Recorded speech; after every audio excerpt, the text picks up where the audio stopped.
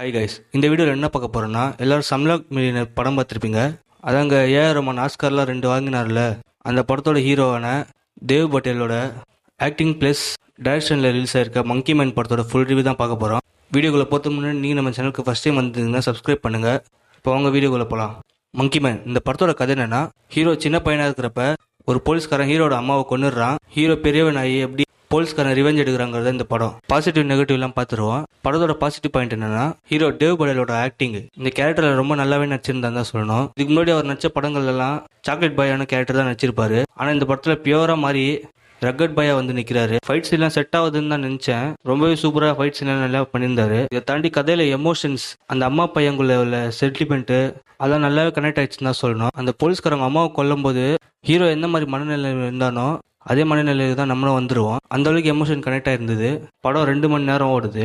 படம் முழுக்கவே ஆக்ஷன் சூப்பராகவே கொண்டு போயிருந்தாங்க. ஃபைட் சீன் கூட எப்படி இருந்துச்சு தெரியுமா? ஜான்விக் ஸ்டைலில் கொடுக்க ட்ரை பண்ணாங்க. அது ஓரளவுக்கு ஒர்க் ஆச்சு. மற்றபடி குறைய சொல்லாடாம நல்லா தான் இருந்துச்சு ஆக்ஷன் சீக்வன்ஸ் எல்லாம். அதே மாதிரி வில்லன் கேரக்டர் ஓரளவுக்கு ஸ்ட்ராங்காகவே எழுதிருக்காங்க தான். ஃபர்ஸ்ட் வில்லன் வந்து ஹீரோ மீட் பண்ணும்போது ஹீரோ சாதாரண ஒரு ஆள் மாதிரி தான் இருப்பாரு. வில்லன் தான் கொண்டுட்டேன்னு தெரிஞ்ச உடனே ஹீரோ சண்டை போடுவார்ல, அந்த இடத்துல வில்லன் டாமினேட் பண்ணுவார் ஹீரோவை. இதுக்கடுத்து ஹீரோ ஒரு இடத்துக்கு போய் ப்ராப்பராக ஃபைட் கற்றுக்கிட்டு தான் வந்து வில்லனை டிஃபீட் பண்ணுவார். ரைட்டிங்லாம் ரொம்ப நல்லாவே பண்ணியிருந்தாங்க. பேக்ரவுண்ட் ஸ்கோர் ரொம்ப நல்லாவே பண்ணியிருந்தாங்க. சினிமாட்டோகிராஃபியும் ரொம்ப நல்லாவே இருந்துச்சு. குறிப்பாக ஒரு ஃபைட் சீனில் படிக்கட்டு ஃபைட் சீன், ஹீரோக்கு அந்தளவுக்கு சண்டை போட தெரியாமல் தான் இருக்கும். படிக்கட்டில் சண்டை போடுவார். அந்த இடத்துல சினிமாட்டோகிராஃபி ரொம்ப நல்லாவே பண்ணியிருந்தாங்க. ஹீரோ அந்த அடிகாலங்கள்லாம் எப்படி அடிக்கிறாங்கிறத ஹீரோட பாயிண்ட் ஆஃப் வியூலேருந்து காட்டுற மாதிரி சினிமாட்டோகிராஃபி அமைச்சிருந்தாங்க. அது இந்த படத்தில் நல்லாவே ஒர்க்காக இருந்துச்சு. அதே மாதிரி லைட்டிங் செட்டப்பு அதெல்லாம் நல்லாவே இருந்துச்சு. இது என்னதான் ஒரு ஹாலிவுட் படமாக இருந்தாலும் இந்த படத்தோட கதை இந்தியாவுக்குள்ள நடக்கிற மாதிரி தான் செட் பண்ணியிருந்தாங்க. அது நமக்கு நல்லாவே கனெக்ட் ஆயிருக்கு. படத்தில் அங்கங்கே ஹிந்தி வார்த்தைகள் பேசுவாங்க.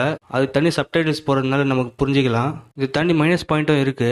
சொன்ன கதை வந்து படம் ஆரம்பிச்சு அரை மணி நேரத்துக்கு அப்புறம் தான் ஸ்டார்ட்டே ஆகுங்க. அதுக்கு முன்னாடிலாம் ஹீரோவோட ரொட்டீன் ரேட் தான் ரிப்பீட்டாக காமிச்சிட்டே இருந்தாங்க. அதெல்லாம் எடிட் பண்ணியிருந்துருக்கலாம். அதே மாதிரி ஒரு பாக்ஸிங் ரிங்கில் சண்டை போட ஒரு ஹீரோ, அதெல்லாம் படத்துக்கு தேவையில்லாத அணி தான். அதெல்லாம் ஸ்கிப் பண்ணியிருந்துருக்கலாம். இந்த படத்துக்கு போய் உட்காந்திங்கன்னா முதல்ல ஒரு அரை மணி நேரம் சோதிப்பாங்க. நீங்கள் ரொம்ப பொறுமையாக இருந்தீங்கன்னா இந்த படத்தை கடைசி வரைக்கும் பார்க்க முடியும். ஒன்ஸ் ஸ்டார்ட் ஆகிற உடனே கொஞ்சம் ஏற்றமாக போகிற மாதிரி இருக்கும், திடீர்னு கம்மியாயிடும். ஃப்ளோவை சொல்கிறேன். மற்றபடி ஹீரோ ட்ரெயின் ஆகிற சீக்வன்ஸ்லேருந்து கிளைமேக்ஸ் வரைக்கும் ஆக்ஷனாகவே கொண்டு போயிருந்தாங்க. அது வரைக்கும் படம் செம்ம ஸ்பீடாகவே போகும். இதில் தான் குட்டி மைனஸ் இந்த படத்தில். ஓவராலாக டீசெண்டான ஒரு படம். ஜான்விக் அளவுக்கு கொடுக்க ட்ரை பண்ணாங்க. அதான் டீசெண்டாகவே அமைஞ்சதுன்னு தான் சொல்லணும். ஓவராலாகவே இந்த படம் தேட்டரில் போய் பார்க்க வேண்டிய படம் தான். குறிப்பாக ஆக்ஷன் ஃபேன்ஸுக்குலாம் இந்த படம் ஒரு ட்ரீட்டாகவே இருக்கும். ஓகே கைஸ், இந்த மங்கி மேன் படத்தை நீங்கள் பார்த்துருந்தீங்கன்னா உங்கள் ஒப்பீனியன் கமெண்ட்டில் சொல்லுங்கள். சப்ஸ்கிரைப் பண்ணலன்னா சப்ஸ்கிரைப் பண்ணுங்கள். Bye guys.